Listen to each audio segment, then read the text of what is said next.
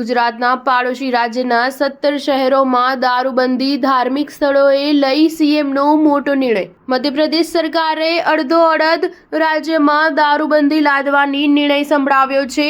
મુખ્યમંત્રી મોહન યાદવના નેતૃત્વ હેઠળની રાજ્ય સરકારે રાજ્યના 17 પવિત્ર શહેરોમાં દારૂ પર પ્રતિબંધ લાદવા મંજૂરી આપી દીધી છે। આ નિર્ણય બાદ ઉજ્જૈન, જબલપુર, મંદસૌર સહિત 17 શહેરોમાં દારૂ પર પ્રતિબંધ શરૂ થઈ ગયો છે। મુખ્યમંત્રી મોહન યાદવે કેબિનેટની બેઠકમાં ભાગ લેતા પહેલા જાહેરાત કરી લીધી હતી। તેમણે કહ્યું કે આજની કેબિનેટની બેઠકમાં દારૂબંધી અંગે સૌથી મહત્વનો નિર્ણય જાહેર કરવામાં આવશે। મોહન સરકારે રાજ્યના 17 ધાર્મિક શહેરોમાં દારૂબંધીનો નિર્ણય લીધો છે। આ શહેરોમાં ઉજ્જૈન, ઓમકારેશ્વર, મહેર, ખજુરાહો, મહેશ્વર, ઓરછા, સાંચી, નલખેડા, સલકનપુર, જબલપુર, મંદસૌર જિલ્લાનું નામ સામેલ છે। મુખ્યમંત્રીએ કહ્યું કે દારૂના કારણે પરિવારો બરબાદ થઈ જાય છે। તેના કારણે સામાજિક બંધીઓ પણ ઊભી થાય છે।